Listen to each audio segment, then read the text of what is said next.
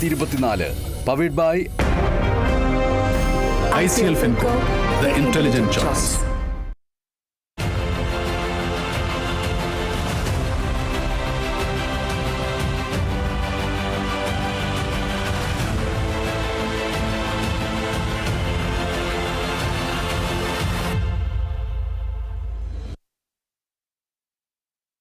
അതിശക്തമായ രാഷ്ട്രീയ തെരഞ്ഞെടുപ്പ് നടന്ന ചേലക്കരയിൽ ജനകീയ വിഷയങ്ങളും വികസന പ്രശ്നങ്ങളും പ്രചാരണവേളയിൽ ചർച്ചയായ ചേലക്കരയിൽ ഒരു വിജയം നേടിക്കൊണ്ട് മണ്ഡലം തിരിച്ചുപിടിക്കാമെന്ന UDFന്റെ മോഹം ഫലിച്ചില്ല. ഭരണകക്ഷിയായ CPIM ഉൾപ്പെടുന്ന LDF ചേലക്കര നിലനിർത്തി. ചേലക്കരയിൽ LDF സ്ഥാനാർത്ഥി UR പ്രദീപ് നേടിയ ആവേശകരമായ ജയത്തെക്കുറിച്ച് മിണ്ടിയും പറഞ്ഞുമിരിക്കാനാണ് ഈ നിമിഷം നമ്മളിവിടെ ഒത്തുകൂടിയിരിക്കുന്നത്. ചേലക്കരയിൽ UR പ്രദീപ് ആവേശകരമായ ഇന്നത്തെ ഈ വിജയം നേടിയില്ലായിരുന്നുവെങ്കിൽ സംസ്ഥാനത്ത് അതിശക്തമായ ഭരണവിരുദ്ധ വികാരം എന്ന് പറഞ്ഞുകൊണ്ട് UDFന് ആഞ്ഞടിക്കാമായിരുന്നു. എന്തുകൊണ്ടാണ് ചേലക്കരയിൽ UR പ്രദീപ് വിജയിച്ചത്? എന്തൊക്കെയാണ് അതിനുള്ള കാരണങ്ങൾ? ഈ വിജയം മൂന്നാമതും ഭരണ തുടർച്ചയുടെ ദിശാസൂചകമാണ് എന്ന CPIM സംസ്ഥാന സെക്രട്ടറി MV ഗോവിന്ദൻ മാസ്റ്ററുടെ വാക്കുകൾ എത്രത്തോളം പ്രസക്തമാണ്? ഈ 8 മണി നേരത്ത് നമ്മോടൊപ്പം മിണ്ടിയും പറഞ്ഞുമിരിക്കാനുള്ളത് ആരൊക്കെയെന്ന് പരിചയപ്പെടുത്താം. രാഷ്ട്രീയ നിരീക്ഷകനായ ശ്രീ AG ജോർജ്, കോൺഗ്രസ് നേതാവ് വസന്ത് തെങ്ങുംപള്ളി,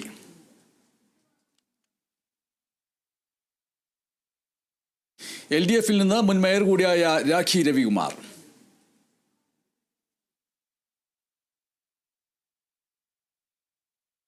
ചേലക്കരയിൽ LDF നേടിയ വലിയ വിജയത്തിന് രാഖി രവികുമാറിന് അഭിനന്ദനം അർപ്പിച്ചുകൊണ്ട് നമ്മൾ ഈ ഒരു സംഭാഷണം ആരംഭിക്കുകയാണ്. തീർച്ചയായിട്ടും ഒരു രാഷ്ട്രീയ നിരീക്ഷകൻ എന്നുള്ള നിലയ്ക്ക് AG ജോർജിന് ചേലക്കരയിലെ സവിശേഷമായിട്ടുള്ള LDFന്റെ വിജയത്തെ എങ്ങനെയാണ് വിലയിരുത്താൻ തോന്നുന്നത് എന്നറിയാൻ താല്പര്യമുണ്ട്. അതിനുശേഷം നമ്മൾക്ക് അതുമായി ബന്ധപ്പെട്ട രാഷ്ട്രീയ കക്ഷികളിലേക്ക് പോകുന്നതായിരിക്കും ഉചിതം. ഇത്രയും കാലത്തെ അനുഭവ സമ്പത്ത് വെച്ചുകൊണ്ട് ഒരു രാഷ്ട്രീയ നിരീക്ഷകൻ എന്നുള്ള നിലയ്ക്ക് ചേലക്കരയിലെ സവിശേഷമായ ഈ വിജയത്തിൻ്റെ പ്രത്യേകത എന്താണ്? അത് രാഷ്ട്രീയമായ ഉള്ളടക്കത്തോടുകൂടി പ്രചാരണം നടന്ന ഒരു മണ്ഡലം എന്നുള്ള നിലയ്ക്ക് ഇടതുപക്ഷത്തിന്, ഭരണകക്ഷിക്ക് അവിടുത്തെ ആ മണ്ഡലം നിലനിർത്താൻ കഴിഞ്ഞു എന്നുള്ളത് ഏതൊക്കെ രീതിയിൽ ആണ് വിലയിരുത്തപ്പെടേണ്ടത്? Shri AG George. ബനേഷെ, തീർച്ചയായും ചേലക്കര ഇടതുപക്ഷ ജനാധിപത്യ മുന്നണി വിജയിച്ചതിൽ വിജയിയായ UR പ്രദീപിനെ ഞാൻ അഭിനന്ദിക്കുന്നു. ഇടതുപക്ഷ ജനാധിപത്യ മുന്നണിയെയും ഞാൻ തീർച്ചയായും അഭിനന്ദിക്കുകയാണ്. പക്ഷേ ബനീഷ, ഇത് ഇൻട്രോയിൽ ബനീഷ് പറഞ്ഞതിന് ഒരു മറുഭാഗം കൂടെ ഉണ്ട് എന്നുള്ളത് നമ്മൾ കാണാതെ പോകരുത്. ചേലക്കരയെ സംബന്ധിച്ചിടത്തോളം പൊതുവായ ഒരു രാഷ്ട്രീയ ചിത്രം എന്ന് പറയുന്നത് എക്കാലവും അതൊരു ഇടതുപക്ഷ മണ്ഡലം എന്ന് തന്നെ വിശേഷിപ്പിക്കാവുന്ന രാഷ്ട്രീയ കാലാവസ്ഥയുള്ള പരമ്പരാഗതമായ ഒരു ഇടതുപക്ഷ മണ്ഡലം ആണ് എന്ന് പറയുന്നത് ഒട്ടും അധികപ്പറ്റാവുകയില്ല. ഇതിന്റെ ചരിത്രം, പൂർവ്വചരിത്രം, നാൾവഴികൾ പരിശോധിക്കുമ്പോൾ നമുക്കറിയാം, അവിടെ ഈ അടുത്ത കാലങ്ങളിലൊക്കെ നടന്ന തെരഞ്ഞെടുപ്പുകളിലെല്ലാം K രാധാകൃഷ്ണൻ എന്ന് പറയുന്ന എല്ലാവരും ആദരിക്കപ്പെടുന്നതായിട്ടുള്ള അദ്ദേഹമാണ് നിരന്തരമായി ജയിച്ചുകൊണ്ടിരുന്നത്. ഒരു പ്രാവശ്യം മാത്രം അദ്ദേഹം മാറി നിന്നപ്പോഴാണ് ഇപ്പോൾ തെരഞ്ഞെടുക്കപ്പെട്ട UR പ്രദീപ് കുമാർ അവിടെ വീണ്ടും മത്സരിക്കുകയും ജയിക്കുകയും ചെയ്തത്. അതിനു മുമ്പ് ബഹുമാന്യരായ KK ബാലകൃഷ്ണനെ പോലെ കോൺഗ്രസ് നേതാക്കൾ മത്സരിച്ച് ജയിച്ചിട്ടുള്ള ഒരു മണ്ഡലം കൂടിയാണ് എന്നത് നമ്മൾ കാണാതെ പോകരുത്. അപ്പോൾ അതിനുശേഷം ഈ അടുത്ത കാലങ്ങളിലൊക്കെ നിരന്തരമായി അവിടെ LDFന്റെ സ്ഥാനാർത്ഥിയാണ് ജയിച്ചുകൊണ്ടിരിക്കുന്നത്. അപ്പോൾ ഈ LDFനുണ്ടായ ഒരു ജയം എന്ന് പറയുന്നത് അവിടെ നമ്മളൊക്കെ സാധാരണ പറയുന്ന പോലെ ഒരു സ്റ്റാറ്റസ് കോ മെയിൻറ്റെയിൻ ചെയ്തു എന്ന് മാത്രമേ അതിന് കാണേണ്ടതായിട്ടുള്ളൂ. അവിടെ ഭരണവിരുദ്ധ വികാരം എന്തുകൊണ്ട് ആഞ്ഞടിക്കുന്നില്ല എന്ന ഒരു ചോദ്യത്തിന് എനിക്ക് വ്യക്തമായിട്ടുള്ള ഒരു മറുപടിയുണ്ട്. നമുക്ക് ഏറ്റവും ഒടുവിൽ അവിടുത്തെ തെരഞ്ഞെടുപ്പിൽ മത്സരിച്ച് വിജയിച്ച ബഹുമാന്യനായ K രാധാകൃഷ്ണൻ അവിടുത്തെ 2021 തെരഞ്ഞെടുപ്പിൽ അദ്ദേഹത്തിന് ലഭിച്ചതായ ഭൂരിപക്ഷം എന്ന് പറയുന്നത് 39,400 വോട്ടുകളാണ്. ആ സ്ഥാനത്ത് ഇപ്പോൾ ഈ തെരഞ്ഞെടുപ്പിൽ 2024 വന്നപ്പോഴേക്കും ആ UR പ്രദീപിന്റെ ഭൂരിപക്ഷം വെറും 12,207 ചുരുങ്ങിയിരിക്കുന്നു. അതിന് തീർച്ചയായും ഒരു വിശദീകരണം നമുക്ക് ലഭിക്കേണ്ടതായിട്ടുണ്ട്. രാഷ്ട്രീയത്തിന് അപ്പുറമായി നമ്മൾ കാണേണ്ടതായിട്ടുണ്ട്. ബനീഷിന് അറിയാമല്ലോ, ഓരോ മണ്ഡലത്തിലും ഓരോ വർഷം കഴിയും തോറും ആകെയുള്ള വോട്ടർമാരുടെ എണ്ണം വർദ്ധിക്കുകയാണ്. അപ്പോൾ ആനുപാതികമായി ഈ ഭൂരിപക്ഷത്തിലും വർധനവ് ഉണ്ടാകണമെന്ന് പറയുന്നത് ഒരു കേവലമായിട്ടുള്ള കണക്കിന്റെ ഒരു ശാസ്ത്രമാണ്. എന്നാൽ ഇവിടെ എന്ത് സംഭവിച്ചു? 39,400 വോട്ടിന്റെ ഭൂരിപക്ഷം നേടിയ കെ രാധാകൃഷ്ണൻ അദ്ദേഹം പാർലമെന്റിലേക്ക് തെരഞ്ഞെടുക്കപ്പെട്ടതിന്റെ ഫലമായി ഒഴിവിൽ വന്ന ഈ ഉപതെരഞ്ഞെടുപ്പിൽ അദ്ദേഹത്തിന്റെ പിൻഗാമിയായി വന്ന UR പ്രദീപ് കുമാർ എന്തുകൊണ്ട് 12,207 വോട്ടിലേക്ക് പരിമിതപ്പെട്ടു എന്നുള്ളതിന് തീർച്ചയായിട്ടും അതിനൊരു ഉത്തരം പറയേണ്ടതായിട്ടുണ്ട്. അവിടെ ഞാൻ വോട്ടെണ്ണൽ കഴിഞ്ഞ് ഫലം വന്ന ഉടനെ തന്നെ പ്രതിപക്ഷ നേതാവ് VD സതീശൻ അതിൽ നിന്ന് അടർത്തിയെടുത്ത് പറഞ്ഞ കാര്യവും അത് തന്നെയാണ്. ആ ഭൂരിപക്ഷ തുടർച്ച നൽകിയ ആ വോട്ടിംഗ് ശതമാനത്തിൽ നിന്ന് 28,000 വോട്ടുകൾ കുറഞ്ഞിരിക്കുന്നു. ആ 28,000 വോട്ടുകൾ എന്ന് പറയുന്നത് തന്നെ ഈ ഭരണവിരുദ്ധ തരംഗത്തിൻ്റെ മറ്റൊരു സൂചനയാണ് എന്ന് സൂചിപ്പിക്കുകയും ചെയ്തിട്ടുണ്ട്. പക്ഷേ ഇവിടെ ഏറ്റവും പ്രധാനപ്പെട്ട കാര്യം, ചേലക്കര എന്ന് പറയുന്നത് നമ്മൾ കണ്ണൂരിലോ മറ്റോ പറയുന്നത് പോലെ എന്ത് സംഭവിച്ചാലും വിജയിപ്പിച്ചുകൊണ്ടേയിരിക്കുന്ന ഒരു പാർട്ടി ഗ്രാമമല്ല എന്നുള്ളത് അതിൻ്റെ ചരിത്രം കൂടി നോക്കിയാൽ അറിയാവുന്നതാണ്. അതിൻ്റെ എല്ലാ ചരിത്രം അത് അങ്ങേക്കും അറിയാവുന്നതാണ്, ശ്രീ ജോർജിനും അറിയാവുന്നതാണ്. അപ്പോൾ അതുകൊണ്ട് ഈ ഒരു തെരഞ്ഞെടുപ്പിൽ പാലക്കാട്ടിൽ നിന്നും വയനാട്ടിൽ നിന്നും വ്യത്യസ്തമായ ഒരു പ്രചാരണ പ്രക്രിയയാണ് അവിടെ നടന്നത്. ഒരു തെരഞ്ഞെടുപ്പിൽ ഒരു മണ്ഡലത്തിൽ ഏത് രീതിയിലാവണം പ്രചാരണം എന്നതിൻ്റെ ഉത്തമ ഉദാഹരണം എന്ന് പറയാൻ കഴിയില്ലെങ്കിലും ഉദാഹരണം എന്ന് പറയാവുന്ന രീതിയിലുള്ള പ്രചാരണം, ജനകീയ വിഷയങ്ങൾ, അടിസ്ഥാന പ്രശ്നങ്ങൾ, വിലക്കയറ്റമടക്കമുള്ള വിഷയങ്ങൾ, വിദ്യാഭ്യാസ മേഖലയിലെ പ്രതിസന്ധികൾ, സ്ത്രീ ജീവിതത്തിൻ്റെ പ്രശ്നങ്ങൾ, ഇതടക്കമുള്ള വിഷയങ്ങൾ അവിടെ ഒന്നിനു പിറകെ ഒന്നൊന്നായിട്ട് ഉന്നയിക്കപ്പെട്ടു. ഇങ്ങനെ വേണം ഒരു പ്രചാരണം എന്ന് തോന്നിപ്പിക്കുന്ന രീതിയിൽ അത് മാതൃകാപരവുമായി പാലക്കാടാകട്ടെ കള്ളപ്പണ വിവാദങ്ങൾ, കൂറുമാറ്റ പ്രശ്നങ്ങൾ, അതുമായി ബന്ധപ്പെട്ട ആരോപണ പ്രത്യാരോപണങ്ങൾ, ഇങ്ങനെയുള്ള കാര്യങ്ങളിലൂടെ ഉപരിതലത്തിൽ അത് പോവുകയും അടിസ്ഥാന ജനത്തിൻ്റെ പ്രശ്നം അവിടെ അഭിസംബോധന ചെയ്യപ്പെടാതെ പോവുകയും ചെയ്തിട്ടുണ്ട്. അപ്പോൾ ചേലക്കര എന്ന് പറയുന്നത് ജനകീയമായ പ്രശ്നങ്ങൾ അവതരിപ്പിക്കപ്പെട്ട ഒരു തെരഞ്ഞെടുപ്പ് പ്രചാരണ പ്രക്രിയയുടെ അടിസ്ഥാനത്തിൽ ഇതൊക്കെ ഭരണവിരുദ്ധമായിട്ടുള്ള തരംഗമാണ്, ഇന്ന കാര്യങ്ങൾ ഞങ്ങൾ നിരത്തുന്നു എന്ന് പറഞ്ഞ് പ്രതിപക്ഷം മുന്നോട്ട് വെച്ചു. ഇപ്പോൾ ഫലം വരുമ്പോൾ വിജയിച്ചിരിക്കുന്നു. സ്വാഭാവികമായിട്ടും ഭരണവിരുദ്ധ തരംഗമില്ല എന്നുള്ളതാണ് അതിൽ ഒറ്റ നോട്ടത്തിൽ നിന്ന് മനസ്സിലാവുക. എങ്കിലും ശ്രീ A. ജോർജ് പറഞ്ഞ കാര്യങ്ങൾ വസ്തുതാപരമായിട്ട് പരിശോധിക്കേണ്ടതുണ്ട്. കോൺഗ്രസ് നേതാവ് ബസന്ത് തെങ്ങുംപള്ളി നമ്മോടൊപ്പം ചേരുന്നു. ബസന്ത് തെങ്ങുംപള്ളി, ഇതിൽ ചേലക്കരയിലെ UDFന്റെ വിജയത്തെക്കുറിച്ച് പറയുന്നതിന് മുമ്പ് പാലക്കാട് നേടിയ വിജയത്തിൻ്റെ പേരിൽ വലിയ രീതിയിലുള്ള അഭിനന്ദനം പറയട്ടെ. ഒപ്പം തന്നെ വയനാട് നേടിയ അനുപമമായ താരതമ്യമില്ലാത്ത വിജയത്തിനും അഭിനന്ദനം അറിയിക്കട്ടെ. ജാർഖണ്ഡിൽ ഇന്ത്യ സഖ്യത്തിന് ഉണ്ടായിട്ടുള്ള നേട്ടങ്ങളിലും അഭിനന്ദനം അറിയിക്കട്ടെ. പക്ഷേ ചേലക്കരയെക്കുറിച്ച് നമ്മൾ പരാജയത്തെക്കുറിച്ച് സംസാരിക്കുന്നതിന് വേണ്ടിയാണ് നമ്മളിവിടെ ഇന്ന് കൂടിച്ചേർന്നിരിക്കുന്നത്. ഇത് സാധാരണഗതിയിൽ ടെലിവിഷൻ ചർച്ചകൾ നടക്കുന്ന പോലെയുള്ള വലിയ രീതിയിലുള്ള അങ്ങോട്ടും ഇങ്ങോട്ടുള്ള സംവാദമല്ല, മിണ്ടിയും പറഞ്ഞും ഇരിക്കലാണ്. വൈകുന്നേരം ഇന്നത്തെ വോട്ടെണ്ണലെല്ലാം കഴിഞ്ഞ് ഫലം അറിഞ്ഞതിന് ശേഷം ഒരു കട്ടൻ ചായയും കുടിച്ചുകൊണ്ട് നമ്മൾ മുഖാമുഖം ഇരുന്ന് സംസാരിക്കുമ്പോൾ താങ്കൾ കോൺഗ്രസിൻ്റെ പ്രതിനിധിയാണെങ്കിലും കോൺഗ്രസ്സുകാരനാണ് എന്നത് മറന്നുകൊണ്ട് ആത്മവിചാരണയോടുകൂടിയൊക്കെ നമ്മൾ തുറന്ന് സംസാരിക്കുമല്ലോ. ആ രീതിയിൽ ചേലക്കരയിൽ എന്താണ് സംഭവിച്ചത്? ഏത് രീതിയിൽ പോയിരുന്നുവെങ്കിൽ അവിടെ വിജയം നേടാമായിരുന്നു എന്നാണ് കരുതുന്നത്? ദിനേശ്, നോക്കൂ, അങ്ങ് ഇൻട്രോയിൽ പറഞ്ഞ ഒരു കാര്യത്തോടെ എനിക്ക് പൂർണ്ണമായ എതിർപ്പാണുള്ളത്. ഒന്ന്, അങ്ങ് പറഞ്ഞത് പാർട്ടി ഗ്രാമം അല്ല ചേലക്കര എന്നാണ്. തെറ്റാണ്. കാര്യം പാലക്കാട്, തൃശ്ശൂർ, കോഴിക്കോട് ജില്ലകളിൽ 28 വർഷമായി CPM അല്ലെങ്കിൽ മറ്റേതെങ്കിലും പാർട്ടി ജയിച്ചുകൊണ്ടിരിക്കുന്ന ഒരു മണ്ഡലം ചൂണ്ടിക്കാണിച്ചാൽ അത് ചേലക്കര മാത്രമാണ്. അതായത് 1996 ശേഷം 2024 വരെ ഈ തെരഞ്ഞെടുപ്പിന് തൊട്ടു മുമ്പ് വരെ 20,000-ൽ കുറഞ്ഞ ഭൂരിപക്ഷത്തിൽ ഒരിക്കൽ പോലും CPM അവിടെ ജയിച്ചിട്ടില്ല, ഒരിക്കൽ പോലും. പിന്നീട് UR പ്രദീപ് എന്ന സ്ഥാനാർത്ഥിയുടെ വലിയ പങ്കാളിത്തം ഈ 12,000 എങ്കിലുമുള്ള ഭൂരിപക്ഷത്തിലേക്ക് അവരെ എത്തിച്ചതിൽ പങ്കുവഹിക്കുന്നുണ്ട്. കാര്യം രണ്ടാണ് പ്രശ്നങ്ങൾ. ഒന്ന്, അവിടെ ഒരു പാർട്ടി ഗ്രാമം എന്ന വാക്കിനെ തിരുത്തിയത് കൊണ്ട് ഞാനൊന്ന് സൂചിപ്പിക്കുകയാണ്. പാർട്ടി ഗ്രാമം എന്ന വാക്കിനെ പൊതുവെ നമ്മുടെ മാധ്യമ സമൂഹവും അതേപോലെ UDFും അല്ലെ BJPയും UDFും ആകട്ടെ എല്ലാ കക്ഷികളും പൊതുവെ ആ വാക്കിൻ്റെ മുകളിൽ ചാർത്തി കൊടുത്തിട്ടുള്ള അർത്ഥം എന്ന് പറയുന്നത് പാർട്ടി ഗ്രാമം എന്ന് പറഞ്ഞാൽ അതിൻ്റെ അകത്ത് ഇടയ്ക്കിടയ്ക്ക് കൃത്യമായ ഇടവേളകൾ നടക്കുന്ന രാഷ്ട്രീയ സംഘടനകൾ, ചോരചിന്തലുകൾ, ഇതൊക്കെ കൂടി ചേർന്നതാണ്. അങ്ങനെ ഒരു ആക്രമണോത്സുകത അതിനകത്തുണ്ട്. പക്ഷേ ചേലക്കരയെ സംബന്ധിച്ചിട്ട് ആ അർത്ഥത്തിലല്ല അവിടെ പാർട്ടി ഗ്രാമം ഉണ്ടെങ്കിൽ പോലും എന്ന് പറയുന്നത്. അവിടെ കെ രാധാകൃഷ്ണൻ എന്ന് പറയുന്ന വ്യക്തി, ആ വ്യക്തി അടിസ്ഥാന ജനവിഭാഗങ്ങളിലേക്ക് ഇടയിൽ ഇറങ്ങിച്ചെന്ന് നടത്തിയിട്ടുള്ള പ്രവർത്തനങ്ങൾ, ആ പ്രവർത്തന ശൈലി, ഒരു സംയമത്തിൻ്റെതായ ഇടപെടലിൻ്റെ ശൈലി, ഇതൊക്കെ കൂടി ചേർത്തിട്ട് അതാണ് പാർട്ടി ഗ്രാമം എന്ന് പറയുന്നതെങ്കിൽ അതാണ് ശരി എന്ന് പറയുന്നതല്ലേ ഉചിതം? ധനേഷ്, പാർട്ടി ഗ്രാമം എന്നതിനപ്പുറത്ത് ഒരു പാർട്ടി കോട്ട, ഇടത് കോട്ട എന്നൊക്കെ നമുക്ക് പറയാവുന്ന, അതായിരിക്കും കുറച്ചുകൂടെ ഉചിതം.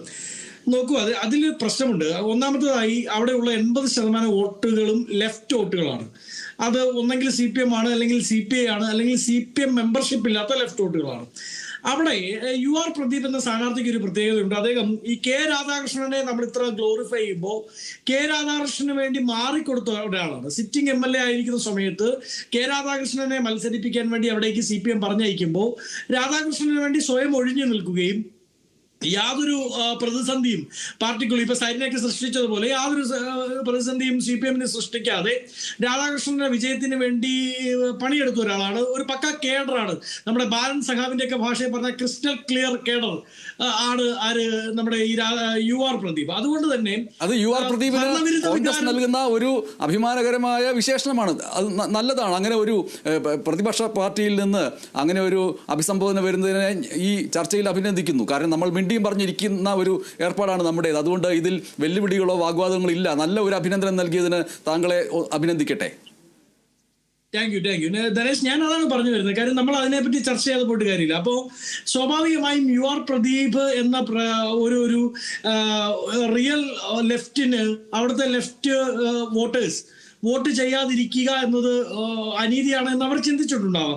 എങ്കിൽ പോലും നോക്കൂ, ഞങ്ങളവിടെ കൃത്യമായി സംവദിച്ചു പോയത് അങ്ങ് പറഞ്ഞതുപോലെ പാലക്കാട് CPM-ഉം UDF-ഉം BJP-യും ഒക്കെ ഒരു എന്താ പറയുന്നത് പൊളിറ്റിക്സ് പ്യുവർലി കക്ഷി രാഷ്ട്രീയമാണ് ചർച്ച ചെയ്തതെങ്കിൽ ചേലക്കരയിൽ നേരെ തിരിച്ചാണ്. ജനങ്ങളുടെ പ്രശ്നങ്ങൾ, ജനഹിതമായ പ്രശ്നങ്ങൾ, സ്ത്രീപക്ഷ നിലപാടുകൾ, രാഷ്ട്രീയം, ഇതൊക്കെ പറഞ്ഞുപോയി. അങ്ങനെ പറഞ്ഞു പോയത് കൊണ്ടാണ് 4-3 ഭൂരിപക്ഷം അവിടെ കുറയ്ക്കാൻ ഞങ്ങൾക്ക് സാധിച്ചത്. 4-3 ഭൂരിപക്ഷം കുറയുക എന്ന് പറയുന്നത് നിസ്സാരമല്ല. 40,000 വോട്ടിന് ഒരു നിയമസഭാ മണ്ഡലം ജയിക്കുക എന്ന് പറഞ്ഞാൽ ഒരു ലോക്സഭാ മണ്ഡലത്തിൽ കംഫർട്ടബിൾ മജോറിറ്റിയാണ് 40,000 വോട്ട്. AG ജോർജ് സാർ എന്നോട് അതിൻ്റെ അകത്ത് എതിരഭിപ്രായം പറയില്ല എന്നാണ് ഞാൻ പ്രതീക്ഷിക്കുന്നത്, അല്ലേ? ലോക്സഭാ തെരഞ്ഞെടുപ്പിൽ 50,000 അല്ലെ 40,000 വോട്ട് എന്ന് പറയുന്ന ഒരു സ്ഥാനാർത്ഥിയെ സംബന്ധിച്ച് കംഫർട്ടബിൾ മജോറിറ്റിയാണ്. ആ മജോറിറ്റി ഒരു നിയമസഭയിൽ കാലങ്ങളായി CPM-ന് അവിടെ ഉണ്ട്. അതിനു മുമ്പ് രാധാകൃഷ്ണൻ മത്സരിച്ചപ്പോൾ ഉണ്ടായത് 38,000 ആണ്. അതിന് തൊട്ട് മുമ്പ് UR പ്രദീപ് മത്സരിക്കുമ്പോൾ 30,000-അടുത്ത് വോട്ടിന്റെ ലീഡുണ്ട്. അതായത് 3-4 ടേമായി 30,000 വോട്ടിന് മുകളിൽ മജോറിറ്റി കൊടുക്കുന്നവരിടത്ത് 4-3 ഭൂരിപക്ഷം കുറയ്ക്കാൻ സാധിച്ചത് ഭരണവിരുദ്ധ വികാരം കൊണ്ട് തന്നെയാണ് എന്ന വിശ്വാസമാണ് എനിക്കുള്ളത്.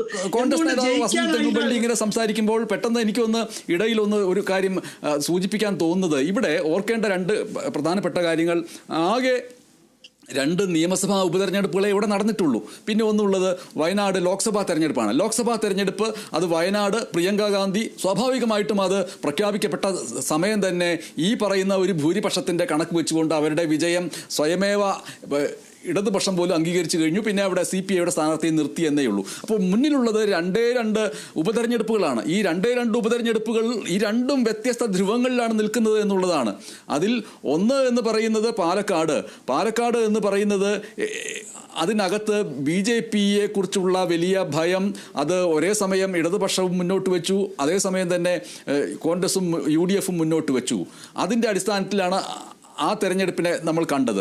പക്ഷേ ചേലക്കരയെ സംബന്ധിച്ചിട്ട് അങ്ങനെയല്ല. ചേലക്കരയെ സംബന്ധിച്ചിട്ട് ഒരു സാധാരണഗതിയിലുള്ള ഉപതെരഞ്ഞെടുപ്പ്, ചേലക്കര ഉപതെരഞ്ഞെടുപ്പിൻ്റെ പ്രചാരണ വേളയിൽ ഒരു ഘട്ടത്തിൽ പോലും അതൊരു പാർട്ടി ഗ്രാമമാണെന്നുള്ള നിലയ്ക്കോ അവിടെ വിജയം സുനിശ്ചിതമാണ് ഇടതുപക്ഷത്തിന് എന്നുള്ള നിലയ്ക്കോ കോൺഗ്രസ് ആരും സംസാരിച്ചിട്ടില്ലല്ലോ. അവിടെ ഒരു തുല്യതയോട് കൂടിയിട്ടുള്ള ഒരു തെരഞ്ഞെടുപ്പ് പ്രചാരണം നടന്നുകൊണ്ടിരിക്കുന്നു. ഞങ്ങൾ ജയിക്കാൻ പോകുന്നു, ഒരു സംശയവുമില്ല, പാട്ടുംപാടി ജയിക്കുമെന്നൊക്കെയാണല്ലോ പറഞ്ഞിട്ടുള്ളത്. അപ്പോൾ അവിടെ ആ സമയത്തൊന്നുമില്ലാത്ത ഒരു പാർട്ടി ഗ്രാമ പദവി ചാർത്തി കൊടുക്കലും കണക്ക് പരിശോധിച്ചിട്ട് ഇത് ഇടതുപക്ഷത്തിന് തന്നെയാണ് എന്ന് പറയലും അവിടെ ഉണ്ടായിട്ടില്ല. ഇപ്പോൾ ജയിച്ചു വരുമ്പോൾ അങ്ങനെ പറയുന്നത് ഉചിതമാണോ എന്നുള്ള ചോദ്യം വരും. അല്ല ധനേഷ്, അത് ഞാൻ അംഗീകരിക്കുന്നു. പക്ഷെ നോക്കൂ, വിജയസമാനമായ തോൽവി എന്നൊരു വാക്ക് വേണമെങ്കിൽ നമുക്ക് ഉപയോഗിക്കാം. ഞാൻ പറഞ്ഞല്ലോ, എത്രയോ ടേണായി 20,000-ൽ താഴെ വോട്ടിലേക്ക് 96 പോയിട്ടില്ല. ഏതാണ് കേട്ടില്ല. വിജയസമാനമായ തോൽവി എന്ന വാക്കിനെ ഞാൻ മറ്റൊരു വാക്കിൽ ഉപയോഗിച്ചെന്നേ ഉള്ളൂ. തേൻ പുരട്ടിയ മുള്ളുകൊണ്ടുള്ള കുത്തൽ. അല്ലല്ല, നോക്കൂ, 28,000 സഖാക്കളെ തിരിച്ച് ചിന്തിപ്പിക്കാൻ ഞങ്ങൾക്ക് സാധിച്ചെങ്കിൽ അടുത്ത നിയമസഭാ തെരഞ്ഞെടുപ്പിൽ 1.25 വർഷത്തിനപ്പുറത്ത് നടക്കുന്ന നിയമസഭാ തെരഞ്ഞെടുപ്പിൽ യുവർ പ്രദീപും അവിടെ തോക്കും, ചേലക്കരയും ഞങ്ങളോടൊപ്പം ചേരും. ഒരു സംശയം വേണ്ട അതിനകത്ത്. എന്താ സംശയം? ഏതെങ്കിലും ഒരു സീറ്റിൽ ഒരു കോട്ടകൾ എപ്പോഴും പൊളിയുന്നത് എങ്ങനെയാണ്? ഒരു ദിവസം രാവിലെ അല്ലെങ്കിൽ ഒരു തെരഞ്ഞെടുപ്പിൽ പെട്ടെന്നൊരു ട്രെൻഡ് ഉണ്ടായി പൊളിയുകയല്ല കോട്ടകളുടെ കാര്യത്തിൽ നമ്മൾ കാണുന്നത്. അത് ഏത് കോട്ടയാണെങ്കിലും, BJP കോട്ടയാവട്ടെ, CPM കോട്ടയാവട്ടെ, UDF കോട്ടയാവട്ടെ, അത് ഒരു ക്രമാനുഗതമായ തെരഞ്ഞെടുപ്പുകളിൽ വോട്ട് ഷെയർ വർദ്ധിപ്പിച്ച് ജയിക്കുക എന്നുള്ളതാണ്. CPM-ന്റെ കോട്ടയാണ് ചേലക്കര എന്നതിൽ ആർക്കും സംശയം വേണ്ട. അത് ഞാൻ അതുകൊണ്ടാണ് പറഞ്ഞത്, 96-ന് ശേഷം 20,000-ൽ താഴെ ഒരു ഭൂരിപക്ഷം ആ മണ്ഡലത്തിൽ CPM കണ്ടിട്ടില്ല. 20,000 ഭൂരിപക്ഷം ഒരു നിയമസഭാ മണ്ഡലത്തിൽ എന്ന് പറയുന്നത് നിസാരമാണ് എന്ന് അങ്ങ് കരുതരുത്. അത് വളരെ കംഫർട്ടബിൾ ആയ ഒരു മെജോറിറ്റിയാണ്. ആ മെജോറിറ്റി 28 വർഷമായി കുത്തകയായി പോക്കറ്റിൽ വെക്കുന്ന ഒരു പാർട്ടിയാണ്. അവരെ ഞങ്ങൾ ആശ്വാസകരമായ ഭൂരിപക്ഷമാണ്, കംഫർട്ടബിൾ ആണ്, അതിലൊരു സംശയവുമില്ല. കംഫർട്ടബിൾ തന്നെയാണ്. ഇപ്പോൾ സൂചിപ്പിച്ച ഈ ക്രമാനുഗതമായിട്ടുള്ള മുന്നോട്ട് പോക്ക്, ക്രമാനുഗതമായിട്ടുള്ള വോട്ടിംഗ് ശതമാന വർധന, ക്രമാനുഗതമായ വോട്ട് വിഹിതം ഉറപ്പിക്കൽ, ഇക്കാര്യം അതേപോലെ അടുക്കും ചിട്ടയോടും കൂടി നടത്താൻ കൽപ്പുള്ള പാർട്ടിയാണ് ഇടതുപക്ഷ പാർട്ടികൾ എന്ന് പറയുന്നത്, പ്രത്യേകിച്ചും CPM എന്ന് പറയുന്നത്. അപ്പോൾ CPIM-നെ സംബന്ധിച്ചിട്ട് അവരുടെ ഒരു ലിറ്റ്മസ് പരീക്ഷണമായിരുന്നു ചേലക്കര. സ്വാഭാവികമായിട്ടും പുറമേക്ക് ഇടതുപക്ഷ നേതാക്കൾ ഇത് ഭരണവിരുദ്ധ വികാരമില്ല എന്ന് പറയുമ്പോൾ പോലും അകമേക്ക് അവർ ചർച്ചകൾ ആരംഭിച്ചിട്ടുണ്ടാവും എന്നതിലൊരു സംശയമില്ല. അത് AG ജോർജും യോജിക്കുമെന്ന് കരുതുന്നു. AG ജോർജും ഒരു രാഷ്ട്രീയ നിരീക്ഷകൻ എന്നുള്ള നിലയ്ക്ക് ഇന്നത്തെ സംഭാഷണം സംസാരിച്ചത് അവിടെ ഭരണവിരുദ്ധ വികാരം ഇല്ല എന്ന് ഈ വിജയത്തിനെ ആസ്പദമാക്കി പറയാൻ കഴിയില്ല. കാരണം ചേലക്കരയിലെ ഇടതുപക്ഷ അപ്രമാദിത്വത്തെക്കുറിച്ച് സൂചിപ്പിച്ചുകൊണ്ടാണ് AG ജോർജും സംഭാഷണം ആരംഭിച്ചത്. എങ്കിൽ പോലും ചേലക്കരയിലെ ജയം ഇടതുപക്ഷ ജനാധിപത്യ മുന്നണിക്ക് പിടിച്ചു നിൽക്കാനുള്ള ഒരു കച്ചിത്തുരുമ്പ് ആണോ എന്നുള്ള രീതിയിലേക്ക് അതിനെ നമ്മൾ വഴിതിരിച്ചു വിടേണ്ടതുണ്ടോ AG ജോർജ്? ബനേഷെ, അങ്ങനെ ഒരു വളരെ ലളിതവൽക്കരിക്കാനായിട്ട് ഞാൻ ഒരിക്കലും ഉദ്ദേശിച്ചിട്ടില്ല. ഞാൻ അങ്ങനെ വിചാരിക്കുന്നുമില്ല. ഞാൻ പറയാൻ ശ്രമിക്കുന്നത് ഇടതുപക്ഷത്തിന്റെ അവിടുത്തെ വിജയം എന്ന് പറയുന്നത് ഒരർത്ഥത്തിൽ പറഞ്ഞാൽ പ്രതിപക്ഷം പോലും മനസ്സിന്റെ ഉള്ളിൽ അത് സമ്മതിച്ച വിജയമാണ്. ഒരു തെരഞ്ഞെടുപ്പ്, അങ്ങ് ഒരു മുതിർന്ന മാധ്യമ പ്രവർത്തകനാണല്ലോ, ഇപ്പോൾ അങ്ങ് പറഞ്ഞു ഇവിടെ പ്രധാനമായി നമ്മൾ ചർച്ച ചെയ്യുന്നത് 2 അസംബ്ലി നിയോജക മണ്ഡലങ്ങളിലെ തെരഞ്ഞെടുപ്പാണ്. അങ്ങേക്കറിയാം 140 നിയോജക മണ്ഡലങ്ങളിലെയും രാഷ്ട്രീയ കാലാവസ്ഥയും അവിടുത്തെ അന്തരീക്ഷവും അവിടുത്തെ ഗ്രൂപ്പുകളും അല്ലെങ്കിൽ അവിടുത്തെ വിഭാഗങ്ങളും ഒക്കെ വ്യത്യസ്തമാണ് എന്ന് അങ്ങേപ്പോലെയുള്ള ഒരാളിനോട് പറയേണ്ട ആവശ്യമില്ല. ഞാനിവിടെ പറയാൻ ശ്രമിക്കുന്നത് ഈ പറയുന്ന ചേലക്കരയിലെ തെരഞ്ഞെടുപ്പ് അങ്ങനെ ലഘൂകരിച്ചുകൊണ്ടല്ല. ചേലക്കരയെ സംബന്ധിച്ച് എൻ്റെ സ്നേഹിതൻ അഡ്വക്കേറ്റ് വസന്ത് തെങ്ങമ്പള്ളി പറഞ്ഞതുപോലെ അതൊരു ഇടതുപക്ഷ കോട്ടയാണ് എന്ന് തന്നെ പറയേണ്ടിയിരിക്കുന്നു. ഞാൻ അങ്ങ് ഉപയോഗിച്ച വാക്ക് ഞാൻ ആവർത്തിക്കുന്നെങ്കിലും അർത്ഥവ്യത്യാസത്തോടെ ഉപയോഗിക്കുകയാണ്. ഒരു തികച്ചും ഗ്രാമീണമായിട്ടുള്ള ഒരു മണ്ഡലമാണ് ചേലക്കര. പാലക്കാടിൽ നിന്ന് ആ ഒരു കാര്യത്തിൽ വ്യത്യസ്തമാണ്. മധ്യവർഗം ധാരാളമായിട്ടുള്ള ഒരു മണ്ഡലമാണ് ചേലക്കര. കൂടുതലും ഗ്രാമപ്രദേശങ്ങൾ മാത്രം ഉൾക്കൊള്ളുന്നതാണ്. പാലക്കാടിനെ സംബന്ധിച്ചിടത്തോളം അവിടെ ഏതാണ്ട് മധ്യവർഗത്തിന് ഉപരിയായിട്ടുള്ള ഒരു വർഗം നിയന്ത്രിക്കുന്നതായിട്ടുള്ള ഒരു മേഖലയാണ് പാലക്കാട് മുനിസിപ്പാലിറ്റി എന്ന് പറയുന്നത്. അവിടുത്തെ വോട്ടിംഗ് പാറ്റേൺ അല്ല നമ്മൾ പോകുമ്പോൾ കണ്ണാടി പഞ്ചായത്തിലും അല്ലെങ്കിൽ അവിടെ പെരിഗിരി പഞ്ചായത്തിലും അല്ലെങ്കിൽ മാത്തൂർ പഞ്ചായത്തിലും നമ്മൾ കണ്ടത്. അപ്പോൾ ഇവിടെയെല്ലാം ഓരോ തരത്തിലുള്ള വ്യത്യാസമുണ്ട് എന്ന കാര്യം അങ്ങും എന്നോട് സമ്മതിക്കുമെന്നാണ് എൻ്റെ വിചാരം. അതുകൊണ്ട് ആലത്തൂരെ വിജയം ഒരിക്കലും നമ്മൾ ചെറുതായി കാണുന്നില്ല. പക്ഷെ അങ്ങേക്കറിയാമല്ലോ, ഒരു രാഷ്ട്രീയ മത്സരം നടക്കുമ്പോൾ സ്വാഭാവികമായി എല്ലാവരുടെയും കയ്യിലുള്ള അവരുടെ ആവനാഴിയിലെ എല്ലാ അമ്പുകളും എടുത്ത് പ്രയോഗിക്കുമെന്ന കാര്യത്തിൽ തർക്കമില്ല. പ്രതിപക്ഷം ശക്തമായിട്ട് പ്രചരണം നടത്തിയെന്ന് താങ്കൾ പറയുമ്പോൾ അതേ നാണയത്തിൽ തന്നെ കാണണം ഭരണപക്ഷവും എത്ര ശക്തമായിട്ടാണ് അവിടെ തെരഞ്ഞെടുപ്പ് പ്രചരണം നടത്തിയത്. കാരണം അവർക്കും കുറച്ച് ആശങ്കയുണ്ടായിരുന്നു.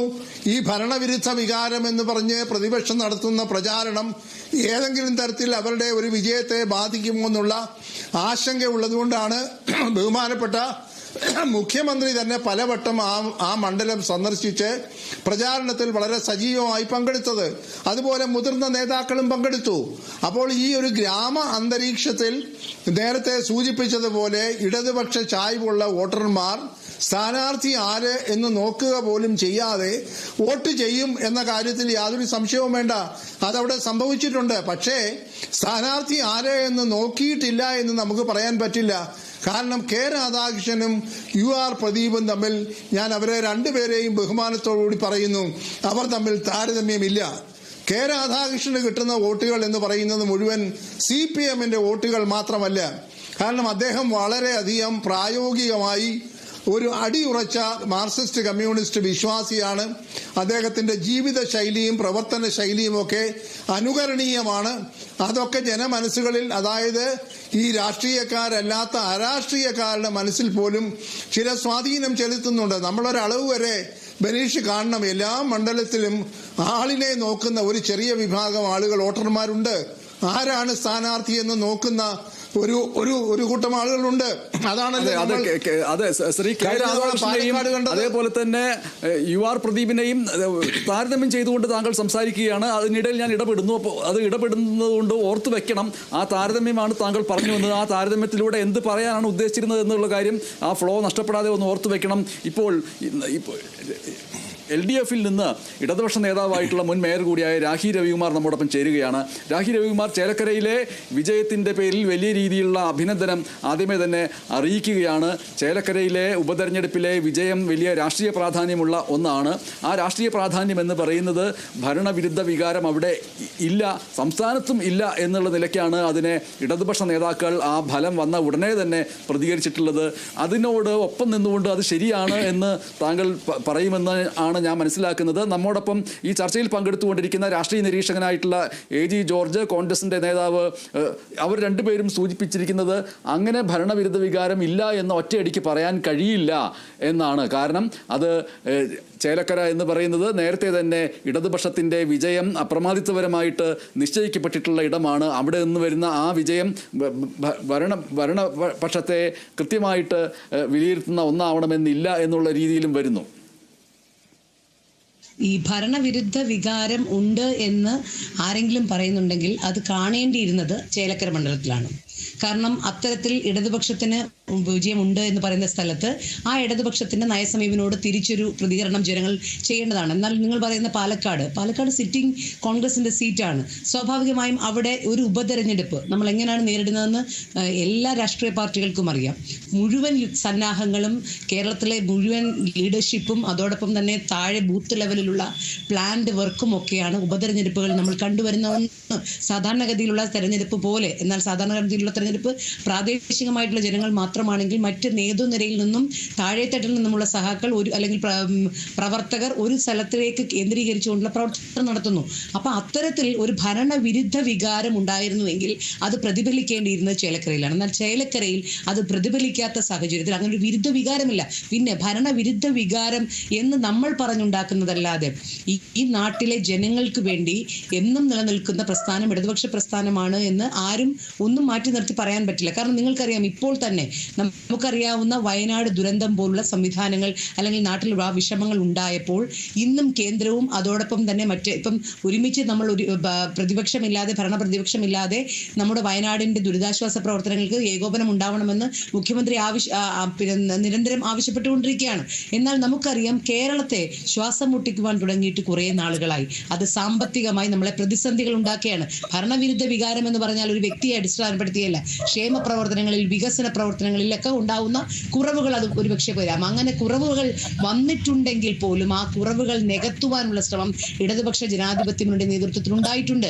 അതുകൊണ്ട് തന്നെയാണ് നമുക്കറിയാം ഇപ്പോൾ എന്തൊക്കെ ദുരന്തങ്ങൾ വരുമ്പോഴും ആ ദുരന്തത്തെ കേന്ദ്രം ഒരു ഫെഡറൽ സംവിധാനത്തിൽ നമ്മെ സംരക്ഷിക്കപ്പെടണം എന്നുള്ള ഉത്തരവാദിത്വം ഉണ്ടെങ്കിൽ പോലും പുറംതിരിഞ്ഞു നിൽക്കുമ്പോഴും ജനങ്ങൾക്ക് വയനാട് പോലുള്ള പ്രദേശങ്ങളിൽ നമുക്കറിയാം ചൂരൽമലയും മുണ്ടക്കൈയും ഒക്കെ സന്ദർശിച്ചിട്ടുള്ളവർക്ക് വ്യക്തമായിട്ടുള്ളറിയാം. അവിടുത്തെ ജനങ്ങൾക്കറിയാം ജനങ്ങളോടൊപ്പം നിൽക്കുന്നത് ഇടതുപക്ഷ പ്രസ്ഥാനമാണ്. മറ്റേത് ആൾക്കാരെ കാണുമ്പോൾ കെട്ടിപ്പിടിക്കുകയും ഉമ്മ കൊടുക്കുകയും അവരെ തലോടലും നടത്തിക്കൊണ്ട് നിനക്ക് ഞാനുണ്ട് എന്ന് പറഞ്ഞ് പോകുന്നതല്ലാതെ ഒരു കാശിന്റെ പ്രയോജനം ഈ പറയുന്ന BJP പോലുള്ള രാഷ്ട്രീയ പ്രസ്ഥാനങ്ങളിൽ നിന്നോ അല്ലെങ്കിൽ കേന്ദ്ര ഗവൺമെന്റിൽ നിന്നോ ഒന്നും നമുക്ക് ഉണ്ടാകുന്നില്ല. ശ്രീ രാഖി രവികുമാർ, അത് കൃത്യമായിട്ടും തെളിയിക്കപ്പെട്ടിട്ടുള്ള ഒരു തെരഞ്ഞെടുപ്പ് കൂടിയാണ് എന്ന് പറയേണ്ടി വരും. ഇത് കേന്ദ്രഭരണ വിരുദ്ധ വികാരം കൃത്യമായിട്ടും പാലക്കാട്ടും അതേപോലെ ചേലക്കരയിലും ഏറ്റവും പ്രത്യേകിച്ചും വയനാട്ടിലും പ്രകടമായി എന്നുള്ളതിൽ ഒരു സംശയമില്ല എന്ന് പറയേണ്ടി വരും ഒരർത്ഥത്തിൽ.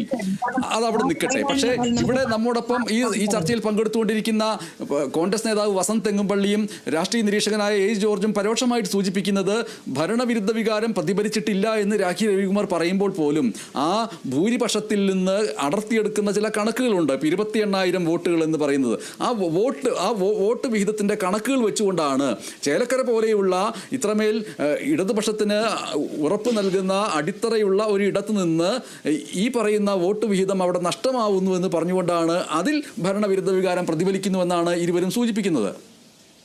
അത് നമുക്ക് ഇനി വരുന്ന കണക്കുകളിലൂടെ നമുക്ക് മനസ്സിലാവും. ബൂത്ത് തലത്തിലുള്ള കണക്കെടുപ്പിലൂടെ അല്ലെങ്കിൽ നാളെ വരുന്ന ഡീറ്റെയിൽ റിപ്പോർട്ടിലൂടെ നമുക്കത് മനസ്സിലാവാൻ പറ്റൂ.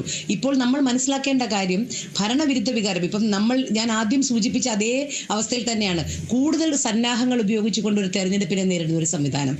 ജനങ്ങൾ കുറേയധികം ഈ തിരഞ്ഞെടുപ്പുകൾ 5 വർഷത്തിൽ ഒരിക്കലാണ് സാധാരണ അതിൽ നമ്മുടെ നാട്ടിൽ ഒരു തെരഞ്ഞെടുപ്പ് ഉണ്ടായിക്കൊണ്ടത്. എന്നാൽ ഇന്ന് ഈ ഉപതെരഞ്ഞെടുപ്പ് ചില കാര്യങ്ങൾ സൃഷ്ടിക്കപ്പെടുന്നു എന്നുള്ള തോന്നൽ ജനങ്ങളുടെ മനസ്സിലൊക്കെ ഉള്ളതുകൊണ്ട് തന്നെ ആവാം പല ഭാഗത്തും പോളിംഗ് ശതമാനം വളരെ കുറവ് വന്നിട്ടുണ്ട്. നമുക്കറിയാം വയനാട്ടിൽ ഒരു ഉപതെരഞ്ഞെടുപ്പിനെ പോലും നേരിടാൻ മനസ്സുകൊണ്ട് ആൾക്കാർക്ക് ഒരു മാനസികമായ തയ്യാറെടുപ്പിലായിരുന്നില്ല. ഒരു വലിയ ദുരന്തവും കൂടി കഴിഞ്ഞതിന് ശേഷം അത്തരത്തിൽ പല ഭാഗത്തും പോളിംഗ് ശതമാനം കുറയാനുള്ള കാരണം ഉണ്ടായിട്ടുണ്ട്. ചേലക്കര പോലുള്ള ഒരു മണ്ഡലത്തിൽ നമുക്കറിയാം ഈ നിലവിൽ മത്സരിക്കാൻ വന്ന സ്ഥാനാർത്ഥി പാർലമെന്റ് മണ്ഡലത്തിൽ അല്ലെങ്കിൽ പാർലമെന്റ് സ്ഥാനാർത്ഥിയായി മത്സരിക്കുന്നു, പരാജയപ്പെടുന്നു, വീണ്ടും ഒരു പരീക്ഷണം എന്നുള്ള രീതിയിൽ മറ്റ് നിയമസഭാ മത്സരത്തിലേക്ക് വരുന്നു. സ്വാഭാവികമായും ഇങ്ങനെ കുറേയധികം വിഷയങ്ങൾ ചർച്ച ചെയ്തുകൊണ്ടാണ് ഉപതെരഞ്ഞെടുപ്പിന്റെ ഒരു പ്രവർത്തനങ്ങളും അതോടൊപ്പം തന്നെ ജനങ്ങൾ മനസ്സിൽ കാണുന്നതും. ഇതിനകത്ത് ഗവൺമെന്റിനോട് എതിർഭാഗത്ത് അല്ലെങ്കിൽ ഒരു വിരുദ്ധമായിട്ടുള്ളൊരു നിലപാട് ജനങ്ങൾക്കില്ല എന്നുള്ളത് നമുക്ക് ഏവർക്കും ബോധ്യമാകുന്ന ഒന്നാണ്. അത് ഓരോ മണ്ഡലങ്ങളിലെടുത്ത് വിശദമായി പരിശോധിച്ചാൽ മനസ്സിലാവും. തീർച്ചയായും ഇപ്പോൾ നമ്മൾ പാലക്കാട് വന്നാൽ പോലും പാലക്കാടത്തുള്ള സംവിധാനം പരിശോധിച്ചാൽ മനസ്സിലാകും അവിടെ BJPക്ക് ഒരു വലിയ മുന്നേറ്റം ഉണ്ടാകുമെന്ന് അവർ വലിയ വാദഗതികൾ ഉയർത്തിയെങ്കിൽ പോലും ആ വാദഗതികളെ എല്ലാം ഇല്ലാതാക്കിക്കൊണ്ടാണ് ഒരുപക്ഷെ നമുക്ക് മനസ്സിലാവുന്നത് ജനങ്ങൾ വിധി എഴുതിയത്. അപ്പോൾ ഓരോ ഭാഗത്തും പ്രാദേശികമായി ജനങ്ങൾ ചിന്തിച്ചു തുടങ്ങി. അതോടൊപ്പം തന്നെ വ്യക്തിപരമായി ജനങ്ങൾ ഓരോ വ്യക്തികളെയും കണ്ടു തുടങ്ങി. രാഷ്ട്രീയ പ്രസ്ഥാനങ്ങൾ എടുക്കുന്ന നിലപാടുകളിൽ വ്യക്തമായിട്ടും രാഷ്ട്രീയ ധാരണയുള്ള ആൾക്കാർ പോലും മാറ്റി ചിന്തിക്കുന്നു എന്നുള്ളത് ഓരോ മണ്ഡലങ്ങളിൽ വരുമ്പോൾ നമുക്ക് മനസ്സിലാകും. അതുകൊണ്ട് തന്നെ സ്വാഭാവികമായി നമുക്ക് അതിൽ ഈ ബൂത്ത് തലത്തിലുള്ള കണക്കുകളൊക്കെ വരേണ്ടത് ഉണ്ട്. അത് വിശദമായിട്ട് പഠിക്കുക. ഡാറ്റ പഠിക്കുക എന്ന് പറയുന്നത് ഏറ്റവും പ്രധാനപ്പെട്ട കാര്യമാണ്. അങ്ങനെ ഡാറ്റ പഠിച്ചിട്ട് ഇന്ന് പറയുന്ന രാഷ്ട്രീയ വിശകലനം തെരഞ്ഞെടുപ്പിന്റെ ഈ ഫലത്തിന്റെ പശ്ചാത്തലത്തിൽ പറയുന്ന വിശകലനമാവില്ല. ഡാറ്റകൾ കൃത്യമായിട്ട് പരിശോധിച്ചിട്ട് അതിന്റെ അടിസ്ഥാനത്തിൽ എടുത്ത് പറയുന്ന കണക്കുകൾ വെച്ചുകൊണ്ട് നാളെയോ ഒരാഴ്ചയോ നീണ്ടിട്ട് മറ്റൊരു വിശകലനം വരുന്ന രീതിയിലേക്ക് കാര്യങ്ങൾ വന്നിട്ടുണ്ട്. അതാണ് നമ്മുടെ തെരഞ്ഞെടുപ്പ് ഡാറ്റകളുടെ പശ്ചാത്തലം എന്ന് പറയുന്നത്. ഇവിടെ ഒരു പ്രധാനപ്പെട്ട കാര്യത്തിലേക്ക് ഈ ചർച്ചയെ ഒന്ന് കൊണ്ടുപോകേണ്ടതുണ്ടെന്ന് തോന്നുകയാണ്. കോൺഗ്രസ് നേതാവ് വസന്ത് തെങ്ങുംപള്ളിയുടെ ശ്രദ്ധയിലേക്ക് സൂചിപ്പിക്കുന്നു. ഈ ചേലക്കരയിലെ ഈ തെരഞ്ഞെടുപ്പ് വിജയം എന്ന് പറയുന്നത് നേരത്തെ UR പ്രദീപിനെ ക്രിസ്റ്റൽ ക്ലിയർ എന്ന് കോൺഗ്രസ് നേതാവായ വസന്ത് തെങ്ങുംപള്ളി വിശേഷിപ്പിക്കുകയുണ്ടായി. ഞാൻ ചോദിക്കുന്നത് ഈ ചേലക്കരയിലെ വിജയം എന്ന് പറയുന്നതും ഒരു ക്രിസ്റ്റൽ ക്ലിയർ അല്ലേ? ആ ക്രിസ്റ്റൽ ക്ലാരിറ്റി വരുന്നത് എങ്ങനെയാണെന്ന് വെച്ചാൽ അതിൽ പാലക്കാട് ഫലത്തിലുണ്ട് എന്ന് പറയപ്പെടുന്ന വർഗീയ സാന്നിധ്യങ്ങൾ ചേലക്കരയിൽ ഇല്ലല്ലോ എന്നുള്ളതാണ് എൻ്റെ ചോദ്യം. ഇപ്പോൾ പാലക്കാട് UDFിൻ്റെ വിജയം വന്നു കഴിഞ്ഞാൽ ഉടനെ തന്നെ ദൃശ്യങ്ങളായിട്ട് നമ്മുടെ മുന്നിൽ വന്ന ഒരു പ്രധാനപ്പെട്ട ദൃശ്യം എന്ന് പറയുന്നത് SDPI പ്രവർത്തകർ അവരുടെ കൊടി പിടിച്ചുകൊണ്ട് ആ ആഹ്ലാദ പ്രകടനത്തിൽ പങ്കെടുക്കുന്നതാണ്. അപ്പോൾ ഈ വിജയത്തിൽ ഞങ്ങളുടെ കൂടി പ്രാതിനിധ്യം ഉണ്ട് എന്നുകൊണ്ട് അവരുടെ പതാകവാഹകരായി നിന്നുകൊണ്ട് SDPI വരുന്നു. SDPIയുടെയും ജമാഅത്തെ ഇസ്ലാമിയുടെയും വോട്ടുകൾ ഞങ്ങൾക്ക് വേണ്ട എന്ന് പരസ്യമായിട്ട് പ്രഖ്യാപിക്കുകയും ചെയ്തിരിക്കുന്നു മറുഭാഗത്ത് ഇടതുപക്ഷം. അപ്പോൾ ചേലക്കരയിലെ ഈ തെരഞ്ഞെടുപ്പ് ഫലം എന്ന് പറയുന്നത് പ്രത്യക്ഷ വർഗീയതയുടെ ഘടകങ്ങളില്ലാത്ത ഒരു തെരഞ്ഞെടുപ്പ് വിജയം എന്ന അർത്ഥത്തിൽ അത് ഭരണവിരുദ്ധ വികാരങ്ങൾ പ്രദർശിപ്പിക്കുന്നില്ല എന്ന് പറയുന്നതിനെ നമുക്ക് ചേർത്ത് വയ്ക്കാൻ കഴിയുമോ? അങ്ങനെ കഴിയേണ്ടതല്ലേ എന്നാണ് കോൺഗ്രസ് നേതാവ് വസന്ത് തെങ്ങുംപള്ളിയോട് ഞാൻ ചോദിക്കുന്നത്. ഇല്ല ധനേഷ്. കാര്യം SDPIയുടെ വോട്ട് വേണ്ടെന്ന് പറഞ്ഞ് ഇവർ തന്നെയാണ് അഭിമന്യുവിന്റെ വട്ടവടയിൽ അവിടുത്തെ പഞ്ചായത്തിൽ ദിവസങ്ങളാണെങ്കിൽ പോലും അഭിമന്യുവിന്റെ സ്വന്തം പഞ്ചായത്തിൽ സീറ്റ് ഷെയർ ചെയ്തത്. അവിടെ നിന്ന് താഴേക്ക് ഇറങ്ങി വരുമ്പോൾ ഈരാറ്റുപേട്ടയിലും പിന്നീട് പത്തനംതിട്ടയിലും തിരുവനന്തപുരത്തുമൊക്കെ RSSുമായും SDPIയുമായി പഞ്ചായത്ത് ഭരണത്തിൽ ഇരിക്കുന്ന സാധ്യത കേരളത്തിലുള്ള ഒരേ ഒരു പാർട്ടിയുടെ പേര് CPIM എന്നാണ്. അതുകൊണ്ട് അവരുടെ SDPIയോടുള്ള എതിർപ്പിനെ പറ്റി കൂടുതൽ പറയാതിരിക്കുന്നതായിരിക്കും നല്ലത്. ഇനി 2, ഞങ്ങളുടെ സ്ഥാനാർത്ഥി വളരെ കൃത്യമായി പറഞ്ഞു, ഞങ്ങൾക്ക് ഒരു വർഗീയവാദിയുടെ വോട്ട് വേണ്ട. ഒരു വർഗീയവാദിയുടെ വോട്ട് വേണമെന്ന് പറഞ്ഞാൽ RSSന്റെ വോട്ട് വേണ്ട, BJPയുടെ വോട്ട് വേണ്ട, SDPയുടെ വോട്ട് വേണ്ട, ആരുടെയും വോട്ട് വേണ്ട. പിന്നെ അവിടെ BJP ജയിക്കാൻ സാധ്യത ഉണ്ടായിരുന്ന ഒരു സ്ഥലത്ത് സ്വാഭാവികമായും BJP തോൽക്കുമ്പോൾ SDPIക്ക് BJPയെ പ്രഥമ ശത്രുവായി കണ്ടിരിക്കുന്നവർ BJP തോൽക്കുമ്പോൾ അവർ ആഹ്ലാദ പ്രകടനം നടത്തി കാണും. അത് എനിക്കറിയില്ല. അതുമായി ബന്ധപ്പെട്ട് യാതൊരു സെറ്റിൽമെന്റുകളും കോൺഗ്രസ് നേതൃത്വമോ ആരും നടത്തിയിട്ടില്ല. അത് നടത്തിയിട്ടുള്ള CPM ആണ്. നമ്മുടെ മുമ്പിൽ ഒരുപാട് പഞ്ചായത്തുകളുടെ തെളിവുണ്ട്. അഭിമന്യുവിന്റെ കേസിലെ തെളിവുകൾ ഏത് റൂമിൽ നിന്ന് എങ്ങോട്ടാണ് കാണാതായത് എന്നുള്ളതൊക്കെ നമ്മുടെ മുമ്പിലുണ്ടല്ലോ. സ്വന്തം രക്തസാക്ഷിയുടെ പഞ്ചായത്തിൽ ആ രക്തസാക്ഷിത്വത്തിൽ പ്രതിയേർക്കപ്പെട്ടിരിക്കുന്ന ഒരു പാർട്ടിയുമായി ചേർന്ന് പഞ്ചായത്ത് ഭരണം കൈയാളിയവരാണ് SDPI കൊള്ളില്ല എന്ന് പറഞ്ഞ് ഞങ്ങളെ പഠിപ്പിക്കാൻ വരുന്നത്. രണ്ടാമത് ചേലക്കരയിലെ കാര്യം അങ്ങ് അത്ര നിസ്സാരമായി പറഞ്ഞു പോയത്. ചേലക്കരയിൽ ഞാൻ പറഞ്ഞല്ലോ, ചേലക്കരയിൽ ഒരു പ്രത്യേകത എന്ന് പറയുന്നത് ഈ 28,000 വോട്ട് ഞങ്ങൾക്ക് കുറയ്ക്കാൻ സാധിച്ചു എന്ന് പറഞ്ഞാൽ ആ 28,000 വോട്ട് കഴിഞ്ഞ തവണ CPMന് പോൾ ചെയ്യപ്പെട്ട വോട്ടാണ്. കഴിഞ്ഞ തവണ CPMനെ വിശ്വസിച്ച പിണറായി വിജയൻ ഗവൺമെന്റ് കൊള്ളാം, രണ്ടാമതും വരട്ടെ എന്ന് പറഞ്ഞ് കുത്തിയ വോട്ടാണ്. കഴിഞ്ഞ തവണ കെ രാധാകൃഷ്ണൻ മികച്ച മന്ത്രി ആവട്ടെ എന്ന് പറഞ്ഞ് കുത്തിയ വോട്ടാണ്. കഴിഞ്ഞ തവണ ഞങ്ങൾക്ക് ഒരു SC/ST മന്ത്രി ഈ മന്ത്രിസഭയിൽ ഉണ്ടാവട്ടെ, SC/ST പ്രാതിനിധ്യം ഈ മന്ത്രിസഭയിൽ വേണമെന്ന് പറഞ്ഞ് കുത്തിയ വോട്ടാണ്. ആ SC/ST പ്രാതിനിധ്യത്തെ അപ്പാടെ എടുത്തു കളഞ്ഞുകൊണ്ടാണ് കെ രാധാകൃഷ്ണനെ ലോക്സഭയിലേക്ക് ഇവർ പറഞ്ഞു വിട്ടത്, മന്ത്രിസ്ഥാനത്ത് നിന്ന് ഇറക്കി വിട്ടത്. മന്ത്രിസഭയിൽ അങ്ങനെ ഒരു പ്രാതിനിധ്യമേ ഇല്ലാത്തൊരവസ്ഥയുണ്ട്. ഇങ്ങനെ വിവിധ കാരണങ്ങൾ അവിടെ ഉണ്ട്. ആ 28,000 വോട്ട് കഴിഞ്ഞ തവണ ഏതാണ്ട് ഒരു 4 വർഷം മുമ്പ് CPM ആണ് ശരി, പിണറായി ആണ് ശരി, പിണറായി വിജയന്റെ ഗവൺമെന്റ് ആണ് ശരി, രണ്ടാമത് വരെ വരട്ടെ എന്ന് ചിന്തിച്ചോട്ട് ഈ തവണ അതല്ല ശരി. ഈ തവണ ഈ ഒറ്റ സീറ്റ് കൊണ്ട് ഭരണം ഒന്നും മാറില്ലെങ്കിൽ പോലും അതെ, അങ്ങനെയാണെങ്കിൽ ഭരണത്തോടുള്ള എതിർപ്പാണ് ആ 28,000 എന്നതിനെ നമ്മൾ ഈ ഒരു ചർച്ചയ്ക്ക് വേണ്ടി സമ്മതിച്ചാൽ തന്നെയും അപ്പോൾ പോലും ഒരു ലോജിക്ക് അവിടെ ബാക്കി നിൽക്കുന്നില്ലേ? ആ ലോജിക്ക് എന്ന് പറയുന്നത് അതിനു മുൻപ് ഒന്നാം പിണറായി സർക്കാരിനെ അധികാരത്തിലേക്ക് ഏറ്റാൻ ഇടയാക്കിയ അതിന് മുൻപത്തെ UDF ഭരണത്തിൻ്റെ എത്രത്തോളം വലിയ രീതിയിലുള്ള എതിർപ്പിൻ്റെ പശ്ചാത്തലത്തിലാണ് ഒന്നാം പിണറായി സർക്കാർ വന്നത് എന്ന് ഓർക്കണം. അപ്പോൾ ആ UDF ഭരണത്തിൽ നിന്ന് രക്ഷ നേടാൻ വേണ്ടിയാണ് ഒന്നാം പിണറായി സർക്കാരിലേക്ക് വരുന്നത്. ഒന്നാം പിണറായി സർക്കാരിന് തുടർച്ചയുണ്ടാക്കുന്ന ഈ പറഞ്ഞ അധിക 28,000 വോട്ടുകൾ ആ തുടർച്ചയ്ക്കാണ്.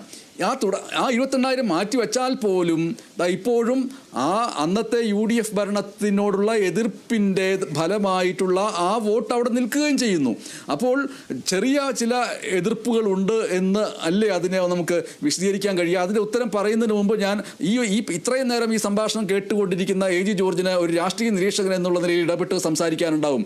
എങ്ങനെയാണ് ഈ ഡാറ്റകളുടെ കണക്കുകളെ ഈ രീതിയിൽ നമുക്ക് സമയമെടുത്തല്ലേ പരിശോധിക്കേണ്ടത്?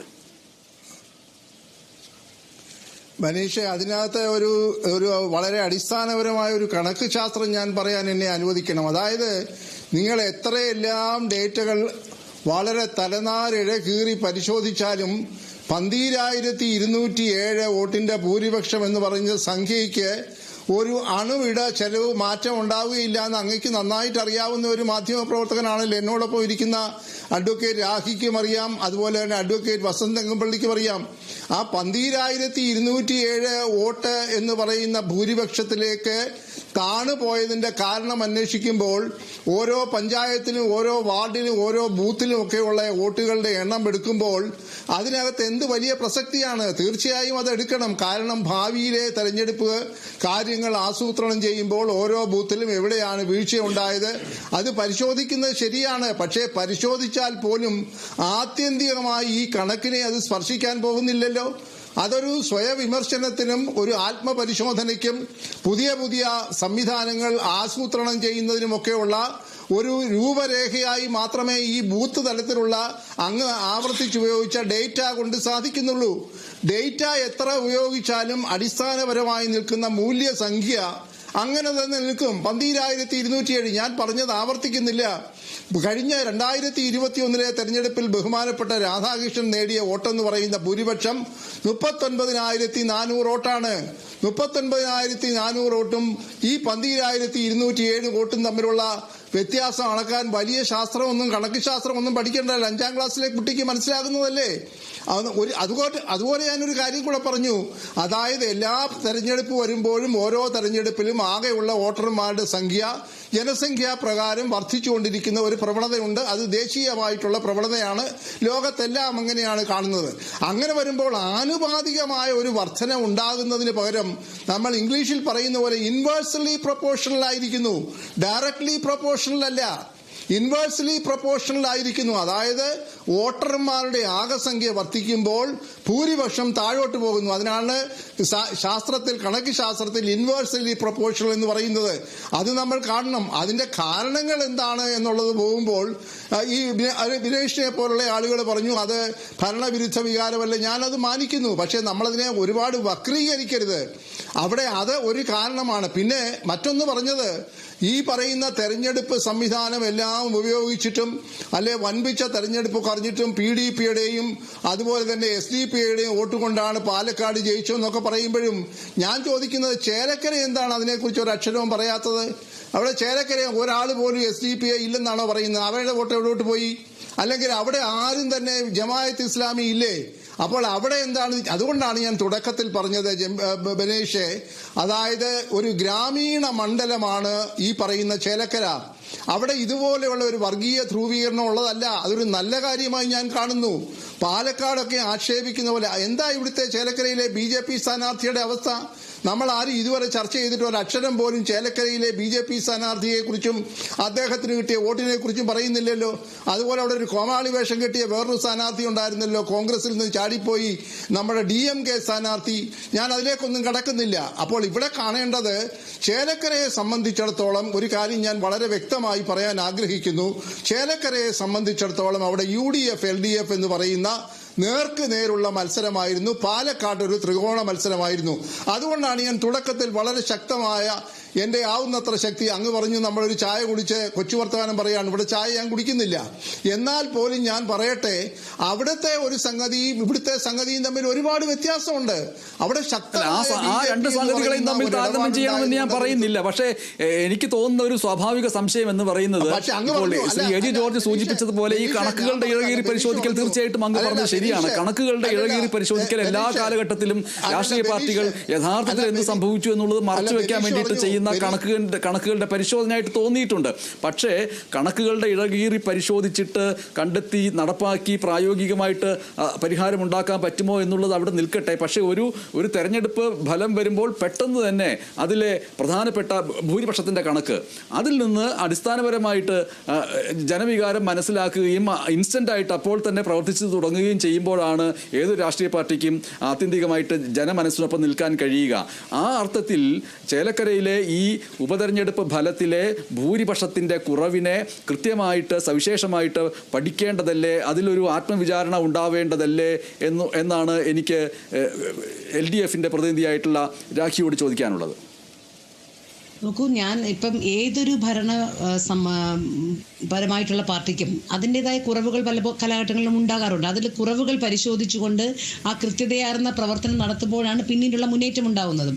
ഇവിടെ പക്ഷെ അത്തരത്തിലല്ല. കഴിഞ്ഞ നമ്മുടെ പാർലമെന്റ് തെരഞ്ഞെടുപ്പ് കഴിഞ്ഞിട്ട് വളരെ കുറച്ച് മാസങ്ങളെ ആയിട്ടുള്ളൂ.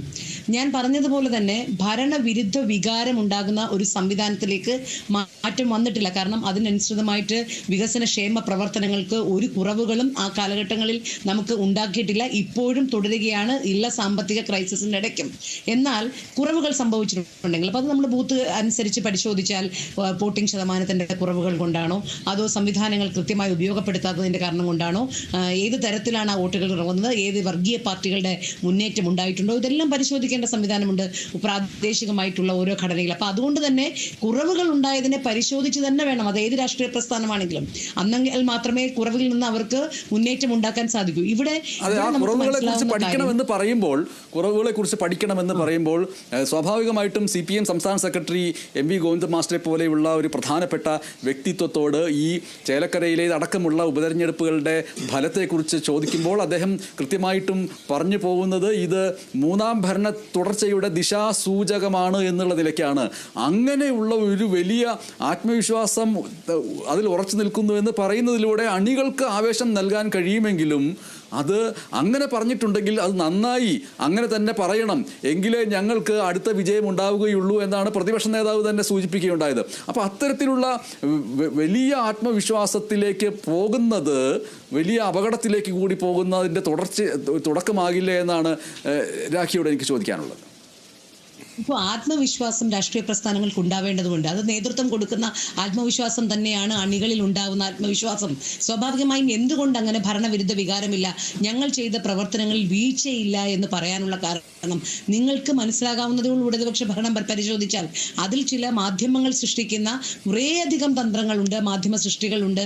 അതോടൊപ്പം തന്നെ ചില വ്യക്തികളെ അടിസ്ഥാനപ്പെടുത്തിക്കൊണ്ട് കുറേയധികം ഭരണവിരുദ്ധ വികാരം ഉണ്ടാക്കാൻ ശ്രമിക്കുന്നുണ്ട്. പക്ഷേ ഓരോ വകുപ്പുകൾ എടുത്ത് പരിശോധിച്ചാലും എല്ലാ വകുപ്പിലും വ്യക്തമായ ധാരണകളോടുകൂടി ജനങ്ങൾക്ക് അനുകൂലമായിട്ടുള്ള സാമ്പത്തിക പരാധീനതകൾ ഊന്നിക്കൊണ്ട് തന്നെ അതിൽ നിന്ന് വ്യത്യസ്തമായിട്ടുള്ള സമീപനം സ്വീകരിക്കാൻ ഇടതുപക്ഷ പ്രസ്ഥാനം തയ്യാറാണ്. അപ്പൊ അതുകൊണ്ടെങ്കിൽ തയ്യാറാകുന്നുണ്ട്.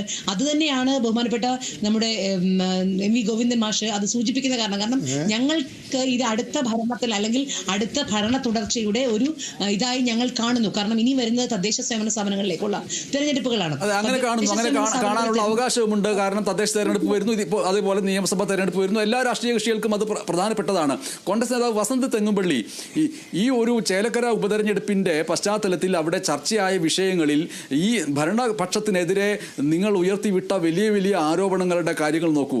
അത് ഒരു ഭാഗത്ത് പൂരം കലക്കൽ വരുന്നു, മറുഭാഗത്ത് ADGP MR അജിത് കുമാറിൻ്റെ RSS കൂടിക്കാഴ്ചയെക്കുറിച്ചിട്ടുള്ള ആരോപണങ്ങൾ മുന്നോട്ട് വയ്ക്കുന്നു, നവീൻ ബാബുവിൻ്റെ ആത്മഹത്യ മുന്നോട്ട് വയ്ക്കുന്നു. ആ ആത്മഹത്യയുമായി ബന്ധപ്പെട്ട പ്രേരണാകുറ്റത്തിന് കണ്ണൂരിൽ നിന്നുള്ള വളരെ പ്രധാനപ്പെട്ട CPMൻ്റെ നേതാവ് കൂടിയായ വനിതാ നേതാവ് ജയിലിലാക്കപ്പെടുന്നതിൻ്റെ ദൃശ്യങ്ങൾ കാണിക്കുന്നു. ഇതടക്കമുള്ള അനവധിയായിട്ടുള്ള വിഷയങ്ങൾ. അതായത് തീർച്ചയായിട്ടും ചേലക്കരയിലേതടക്കം എല്ലാ സ്ഥലങ്ങളിലും സ്ഥാനാർത്ഥികളെ നിർത്തിയാലും അവിടെ CPI നേതാക്കളെല്ലാം തോറ്റു പോകാൻ തോന്നിപ്പിക്കുന്ന അത്രയും പ്രധാനപ്പെട്ടാണ് തോന്നിപ്പിക്കുന്ന എത്രയോ ആരോപണങ്ങളുടെ പെരുമഴയുണ്ടാക്കി. ഈ പെരുമഴയ്ക്ക് ശേഷവും അവിടെ വിജയിക്കുന്നു. ആ വിജയം എന്ന് പറയുന്നത് ഒരു ചെറിയ ഭൂരിപക്ഷമല്ല, അത്യാവശ്യം കൊള്ളാവുന്ന ഭൂരിപക്ഷവുമാണ്. ആ ഭൂരിപക്ഷത്തിൽ നിന്ന് ഒരു 28,000 അടർത്തി മാറ്റിയിട്ട് അതിനെ വ്യാഖ്യാനിക്കുന്നതിൻ്റെ ഔചിത്യത്തെക്കുറിച്ചുള്ള ഒരു ചോദ്യം ചെയ്യൽ സ്വാഭാവികമായിട്ടും വരില്ലേ വസന്ത് തെങ്ങുംപള്ളി? അതിനു മുമ്പ് ഇടതു പ്രതിനിധി പറഞ്ഞത് അടുത്ത ദിവസം ഞങ്ങൾ ഇതിനെപ്പറ്റി ബൂത്ത് അടിസ്ഥാനത്തിൽ പരിശോധിക്കുന്നതാണ്. ഇപ്പൊ ബൂത്ത് അടിസ്ഥാനത്തിൽ പരിശോധിച്ചാൽ 3-4 ദിവസം കഴിയുമ്പോൾ പാലക്കാട് സരിൻ ജയിച്ചു എന്ന് പറഞ്ഞ് സരിന് പോയി സ്പീക്കറിൻ്റെ അടുത്ത് പോയി സത്യപ്രതിജ്ഞ ചെയ്യാൻ പറ്റുന്നില്ലല്ലോ. അതുപോലെ UR പ്രദീപിന് 12,000 അല്ല 50,000 ഭൂരിപക്ഷമുണ്ട്. അതുകൊണ്ട് അത് റെക്കോർഡിക്കലി അർത്ഥത്തിൽ വീണ്ടും ജയം പ്രഖ്യാപിക്കാനല്ലല്ലോ സുഹൃത്തെ, അത് അങ്ങനെയല്ലല്ലോ പറഞ്ഞത്, സൂചിപ്പിച്ചത്.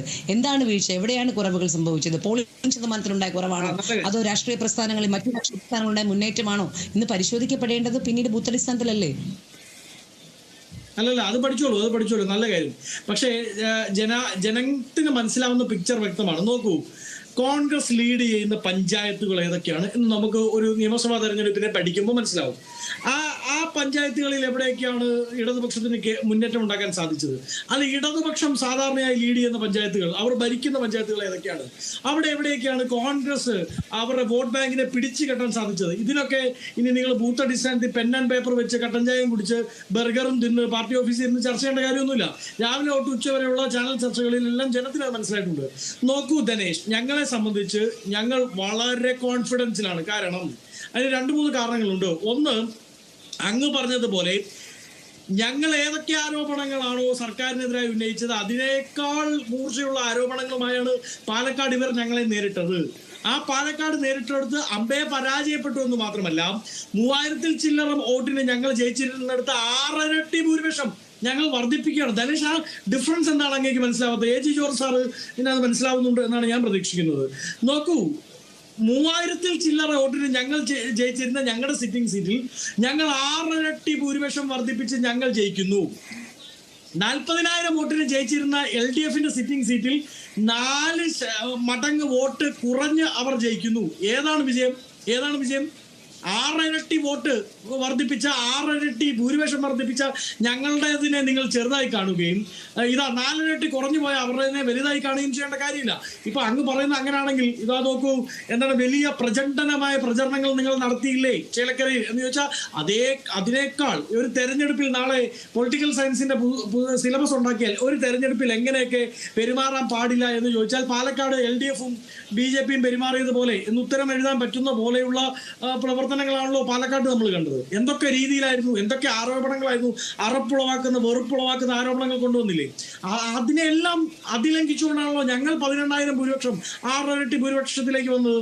അപ്പോൾ ഞങ്ങൾ ഉയർത്തിയ ആരോപണങ്ങളെ അതിജീവിക്കാൻ അവർക്ക് സാധിച്ചിരുന്നെങ്കിൽ 40,000 വോട്ട് വേണ്ട, ഒരു 35,000 ഉണ്ടെങ്കിൽ 5,000 വോട്ട് സ്വാഭാവികമായും കുറഞ്ഞു പോയി എന്നിരിക്കട്ടെ, 35,000 വോട്ടിനെങ്കിലും അവിടെ ജയിക്കാൻ അവർക്ക് സാധിക്കണമായിരുന്നു. അവിടെയാണ് ഞങ്ങൾ വലിയ മാർജിനിൽ അവരുടെ വോട്ട് ഷെയർ കുറയ്ക്കാൻ ഞങ്ങൾക്ക് സാധിച്ചത്. ഇനി വയനാടിനെ നോക്കൂ. വയനാട്ടിൽ ഞങ്ങൾ തുടക്കം തൊട്ടേ പറഞ്ഞ ഭൂരിപക്ഷത്തിലേക്ക് ഞങ്ങൾ എത്തപ്പെട്ടു. അപ്പോൾ ഈ 3 സിറ്റിംഗ് സീറ്റുകളിലെ തെരഞ്ഞെടുപ്പിനെ ഫലത്തെ ഒരു പൊളിറ്റിക്കൽ സ്റ്റുഡന്റ് എന്ന നിലയിൽ നമ്മൾ വിലയിരുത്തിയാൽ, ഒന്ന് പാലക്കാട് ഒരു സ്വിംഗ് സീറ്റ് ആയിരുന്നിടത്ത് ഒരു കംഫർട്ടബിൾ സക്സസിലേക്ക്, ഒരു സേഫ് ആൻഡ് സെക്യൂർ സക്സസിലേക്ക് ഞങ്ങൾക്ക് എത്താൻ സാധിച്ചു. 2, പാലക്കാട് ഒരു കോട്ടയിൽ വിള്ളൽ ഉണ്ടാക്കാൻ ഞങ്ങൾക്ക് സാധിച്ചു. ആ കോട്ട പൊളിഞ്ഞിട്ടില്ല. ആ കോട്ട 2026 പൊളിയും. ഇനി വയനാട്ടിൽ സ്വാഭാവികമായി ഷാനവാസിന്റെ കാലം തൊട്ട് രാഹുൽ ഗാന്ധി മത്സരിക്കുന്നതിന് മുമ്പേ അത് ഞങ്ങളുടെ കോട്ട തന്നെയാണ്. ആ പാർലമെന്റ് മണ്ഡലം ഉണ്ടായ കാലം തൊട്ടേ അത് UDFന് അനുകൂലമായി ചിന്തിക്കുന്ന ഒരു പാർലമെന്റ് മണ്ഡലമാണ്. ആ കോട്ട സംരക്ഷിക്കാൻ ഞങ്ങൾക്ക് സാധിച്ചു. ഇനി LDFന്റെ സൈഡിൽ നിന്ന് നോക്കൂ. അവർ സരിനെ കൊണ്ടുവരുമ്പോൾ 3-ാം സ്ഥാനത്ത് നിന്ന് ഞങ്ങൾ ജയിക്കാൻ പോകുന്നു എന്ന പ്രതീതിയാണ് ഉണ്ടാക്കിയത്. ഇന്നലെ വരെ സംസ്ഥാന സെക്രട്ടറി പറഞ്ഞത് ഇനി അഥവാ ജയിച്ചില്ലെങ്കിലും 2-ാം സ്ഥാനത്ത് ഞങ്ങളുണ്ട്, ഞങ്ങളും കോൺഗ്രസുമായിട്ടാണ് മത്സരം എന്ന് പറഞ്ഞെടുത്ത് നിന്ന് 800 വോട്ടാണ് കൂട്ടാൻ പറ്റിയത്. കഴിഞ്ഞ തെരഞ്ഞെടുപ്പിനെ സംബന്ധിച്ച് 800 വോട്ട്. പാലക്കാട് കഴിഞ്ഞ തവണത്തെ ഇവരുടെ സ്ഥാനാർത്ഥിയെ പോലല്ല. ഇവർ പറഞ്ഞ സുന്ദരനും സുമുഖനും കോമളനും ഡോക്ടറുമൊക്കെയായ P. സരിൻ ഞങ്ങളിൽ നിന്ന് പോയ ആളാണല്ലോ. ആ സരിനെ ഉൾപ്പെടുത്തിയിട്ട് 800 വോട്ട് മാത്രം വർദ്ധിപ്പിക്കാനാണ് പാലക്കാട് അവർക്ക് സാധിച്ചത്.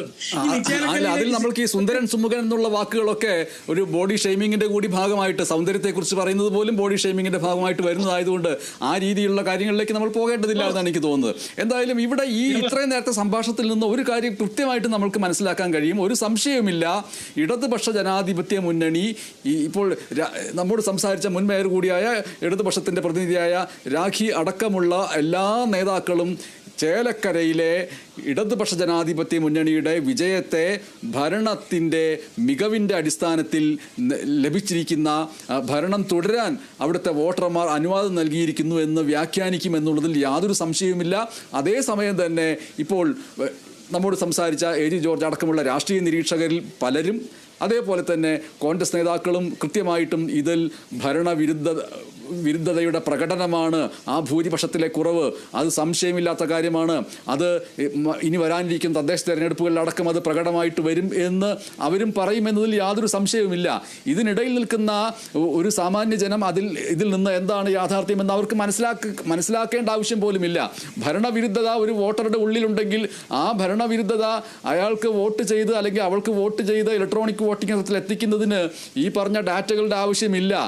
അങ്ങനെ ഒരു വീർപ്പുമുട്ടൽ അടുത്ത തെരഞ്ഞെടുപ്പിന് വേണ്ടി കാത്തു നിൽക്കുന്ന മൊത്തത്തിലുള്ള പൊതുസമൂഹത്തിൻ്റെ ഉള്ളിലുണ്ടെങ്കിൽ അത് സംഭവിക്കുക തന്നെ ചെയ്യും എന്നുള്ളതാണ് ഒരു പക്ഷേ ഈ ചർച്ചയെ അവസാന ഘട്ടത്തിലേക്ക് കൊണ്ടുപോകുമ്പോൾ അതിന് നൽകാവുന്ന ഒരു വാക്യമായിട്ട് എനിക്ക് തോന്നുന്നത്.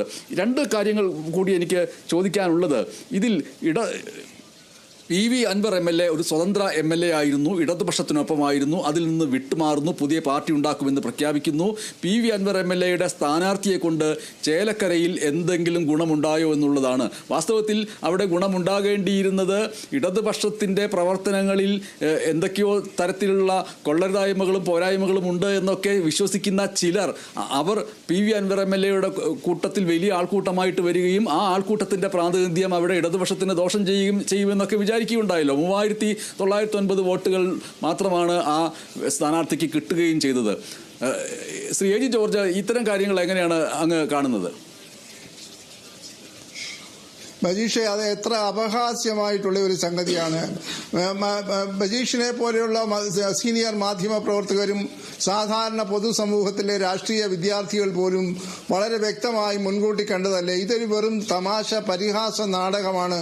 അദ്ദേഹം പറഞ്ഞു, ഞങ്ങൾ പാലക്കാട്ട് UDF ഞങ്ങൾ പിന്തുണയ്ക്കുന്നു, ചേലക്കര വരുമ്പോൾ ഞങ്ങൾ LDF പിന്തുണയ്ക്കുന്നു. എന്തൊരു അവസരവാദപരമായ യാതൊരു നിലവാരവുമില്ലാത്ത ഒരു നിലപാടാണ് ഈ PV അൻവർ നടത്തിയത്. 3000 ചില്ലാന വോട്ട്. എനിക്ക് തോന്നുന്നത് നോട്ട ഉണ്ടായിരുന്നെങ്കിൽ അതിനേക്കാളൊക്കെ ഒരുപാട് കൂടുതൽ വോട്ട്. ഞാൻ അതിന്റെ നോട്ടയുടെ താങ്കളുടെ നാവിൽ നിന്ന് അത് വരാൻ വേണ്ടി മനഃപൂർവ്വമാണ് ഞാൻ ആ 3909 എന്ന വാക്ക് ഞാൻ ഉപയോഗിച്ചത് തന്നെ. അതിന്റെ അകത്ത് ഞാൻ ഉപയോഗിക്കുമ്പോൾ തന്നെ അതിന്റെ അകത്ത് ഒരു കറുത്ത ഹാസ്യം ഉണ്ട്. അത് ചിരിച്ചുകൊണ്ട് പറഞ്ഞില്ല എന്നേ ഉള്ളൂ. അല്ല, അങ്ങയുടെ അത്ര പാരമ്പര്യം എനിക്ക് ഈ ജേർണലിസത്തിൽ ഇല്ലെങ്കിലും അങ്ങയുടെ ചോദ്യം ഞാൻ നന്നായി ഉൾക്കൊണ്ടുകൊണ്ടാണ് ഞാൻ മറുപടി പറയാൻ ശ്രമിച്ചത്. അതായത് അത് വളരെ വ്യക്തമല്ലേ, അതൊരു അപഹാസ്യ നാടകമാണ് എന്നുള്ളതിനെ കുറിച്ച് നമ്മൾ വളരെ നേരത്തെ തന്നെ മുൻകൂട്ടി പറഞ്ഞതല്ലേ. നമ്മളത് ചർച്ച ചെയ്യാൻ പോലും യോഗ്യതയുള്ള ഒരു വിഷയമല്ല.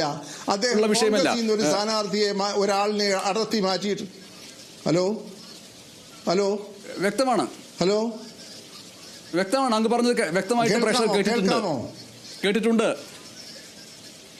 അപ്പോൾ ഞാൻ പറഞ്ഞ് അവസാനിപ്പിക്കാം ബനീഷെ. അതായത് ഈ PV അൻവറിനെ കുറിച്ച് ചർച്ച ചെയ്യുന്നത് തന്നെ നമ്മുടെ സമയം നഷ്ടപ്പെടുത്തുന്നതിന് തുല്യമാണ്. അദ്ദേഹത്തെ കുറിച്ചൊന്നും ചർച്ച ചെയ്ത് ഇനി വരും ദിവസങ്ങളിൽ ചർച്ച ചെയ്യേണ്ടതില്ല, ഒരു സംശയമില്ല. അത് ഈ ഒരു സംഭാഷണത്തിൽ പൊതുവേ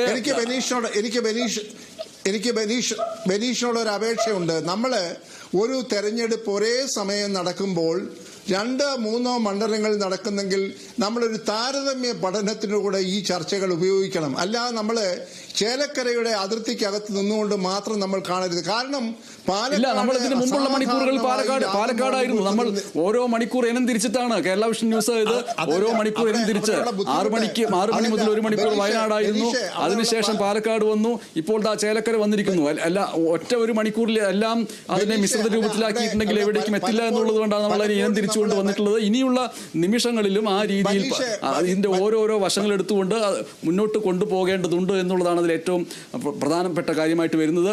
എനിക്ക് ഈ ഒരു സംഭാഷണം അവസാനിപ്പിക്കുമ്പോൾ നിശ്ചയമായിട്ടും ചേലക്കര ഉപതെരഞ്ഞെടുപ്പിന്റെ ഫലം ഭരണവിരുദ്ധ പ്രതിഫലനമാണ് എന്ന് പ്രതിപക്ഷം നിശ്ചയമായിട്ടും പറഞ്ഞുകൊണ്ടിരിക്കും. അതേസമയത്ത് ഭരണ തുടർച്ചയ്ക്കുള്ള സൂചനയാണ് അത് വ്യക്തമാക്കുന്നതെന്ന് ഇടതുപക്ഷവും പറഞ്ഞുകൊണ്ടിരിക്കും. അതിനിടയിലുള്ള സാമാന്യജനം ഏത് രീതിയിലാണ് അതിനെ ഉൾക്കൊള്ളുക എന്നുള്ളതാണ് ഇനിയുള്ള നിമിഷങ്ങളിൽ അറിയാനിരിക്കുന്നത്. വളരെ നന്ദി. ഈ നിമിഷങ്ങളിൽ ഈ വിഷയത്തിൽ സംസാരിക്കാനെത്തിയ 3 പേരോടും നന്ദി, നമസ്കാരം. കേരള വിഷൻ ന്യൂസ് വോട്ടെണ്ണൽ ദിനം ഉപഫലം 2024 powered by ICL Finco, the intelligent choice. നയാ പൈസ വേണ്ട, കയ്യിൽ നയാ പൈസ വേണ്ട. എന്താ പറഞ്ഞ മുതലാളി? ഓക്സിജനിൽ നമുക്ക് വേണ്ട ഇലക്ട്രോണിക്സ് ഉൽപ്പന്നങ്ങൾ വാങ്ങാൻ നയാ പൈസ വേണ്ട, 0 ഡൗൺ പേയ്മെന്റിൽ സ്വന്തമാക്കാം. അത് കൊള്ളാലോ മുതലാളി. അതാണ് ഇലക്ട്രോണിക്സ് ഉൽപ്പന്നങ്ങൾ 1 രൂപ പോലും മുടക്കാതെ ഓക്സിജനിൽ നിന്ന് സ്വന്തമാക്കാം. 3 മിനിറ്റിനുള്ളിൽ പലിശരഹിത വായ്പാ സൗകര്യം. ഓക്സിജനിൽ ഇലക്ട്രോണിക്സ് ഉൽപ്പന്നങ്ങൾ വാങ്ങാൻ നയാ പൈസ വേണ്ട. ഇത്തവണ ഫസ്റ്റ് അടിക്കില്ലേ നമ്മള്?